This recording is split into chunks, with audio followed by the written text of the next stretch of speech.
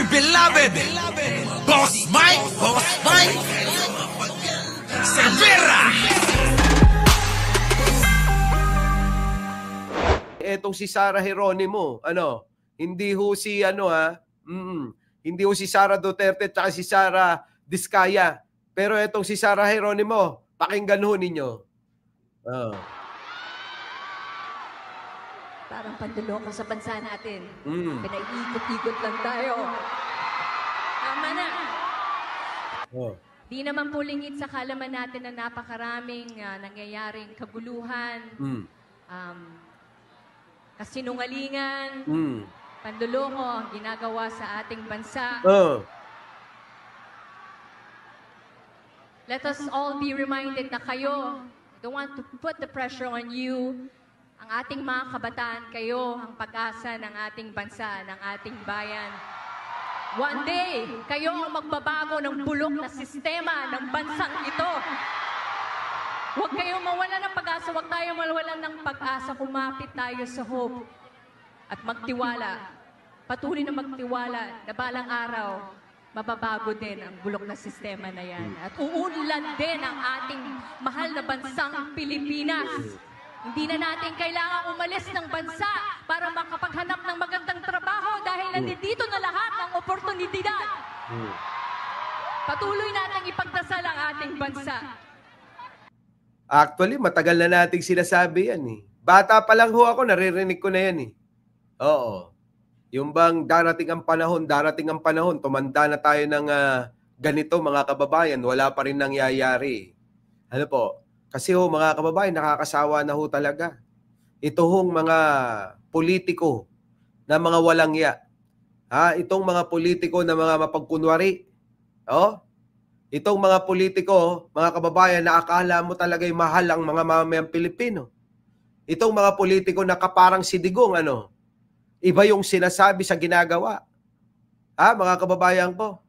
Diba? Ano ang mangyayari? Kung maghihintay na lang na maghihintay, nandyan na yung panawagan ni Pangulo na sawatahin, magalit tayo sa mga kurakot na katulad nila Joel Villanueva na pilit pa rin mga kababayan na itinatanggi yung pong mga katiwalian nila. Di po ba? Matindi. Nandyan ang mga sila Jinggoy at hindi lang ho sila. Marami ho sila mga magnanakaw sa bayang ito na dapat ho ang kailangan mga kababayan ay ito'y parusahan. Parusahan ho mga kababayan, itali pati warik. Latiguhin, o kaya garotehin. Ayun, mga kababayan. Di ba? Hanggat hindi ho nagkakaroon ng mga ganyang mga gawain, mga kababayan, hindi magbabago. Kailangan ng mabigat na parusa. Oo. Sa mga magnanakaw. Tulad ng mga ito, tignan nyo. At Senator Joel Villanueva hindi pa lusot dito po sa issue ng mga budget insertion para sa mga flood control project. Kunin natin na detalye mula kay Mayan Corvera. Mayan, magandang umaga sa'yo. So hindi pa pala sila safe. Magandang umaga, Ali at Patpi. Hindi pa lusot sina Senator Jinggoy Estrada at Joel Villanueva sa issue ng budget insertions para yan sa flood control project sa Bulacan. Ayon kay Senator Ping Lacson na chairman ng Senate Blue Ribbon Committee, maaring selective o may pinipili ang memorya ng mga dating DPWH officials sa Bulacan na nagdadawit sa dalawang senador pero hindi ibig sabihin absuelto na ang dalawa. Yan ay dahil natagpuan na nila ang 600 million pesos na budget insertions para sa Bulacan flood control projects na iniuugnay kay Villanueva ni dating Bulacan Assistant District Engineer Bryce Hernandez. Aabot sa 7 hanggang 8 items anya ito na may 75 million pesos na pondo sa ilalim ng 2023 national budget.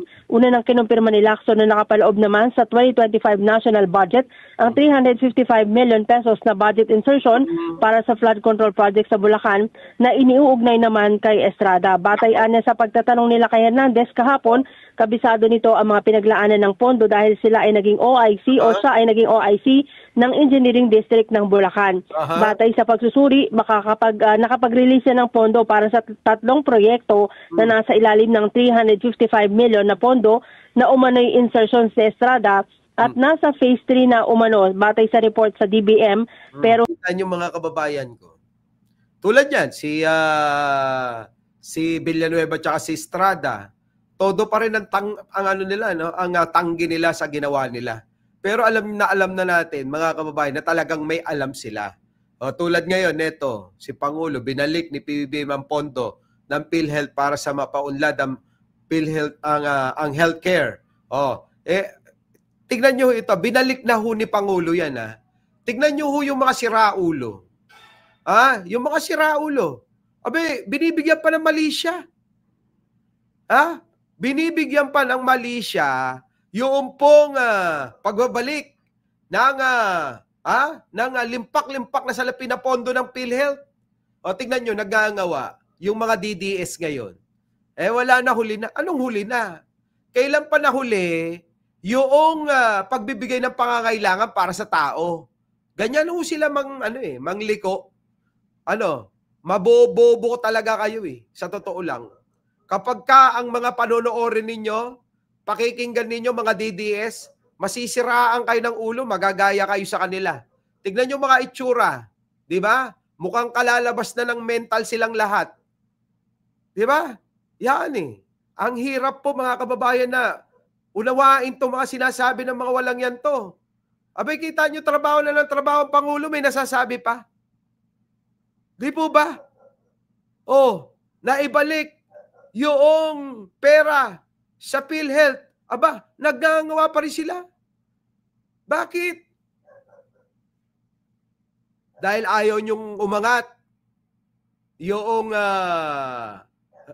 trust rating lalo ni Pangulo. Kasi tumaas na 72% kaya kapag may nagagawa na mabuti na magugustuhan ng Pilipino, kukontra nyo at sisiraan nyo. Di po ba?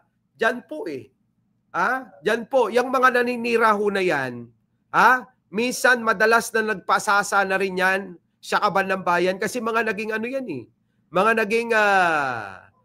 naging kawani na rin ng mga gobyerno yung mga inang-inang yan. Pero ngayon, konting kibot ni Pangulo, kahit mabuti, masama pa rin sa kanila. Saan na tayo lalagay niyan? Saan na ba lalagay si Pangulo sa inyo? Wala na ngang hinto nakaraan. Namigay ng mga kabahayan. Kita nyo? Namigay ng ang daming ginagawa ni Pangulo na pagtulong sa mga kababayan nating Pilipino. Pero minamasama pa rin nila. Hindi na ho nakakuha ng magandang suporta. Para sa kanila, lahat gagawin ni Pangulong Bongbong masama.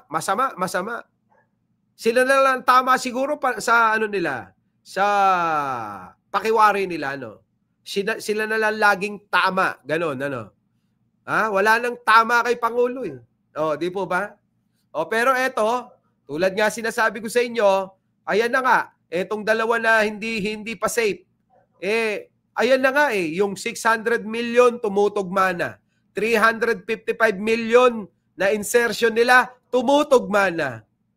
Tapos sila puro tanggi pa. Walang ya talaga, kailan ba mga umamin yung mga yan? Nung panahon ni Napoles, sangkot din sila. Si Villanueva at si Jinggoy, sangkot din. Di ba kayo nagtataka?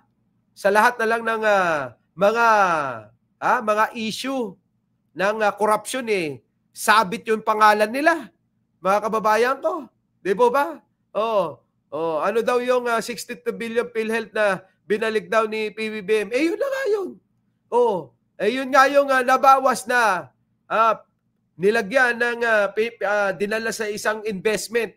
Siguro kumita na. Di binalik ni Pangulo. Tama naman. Mali doon? May mali ba ron?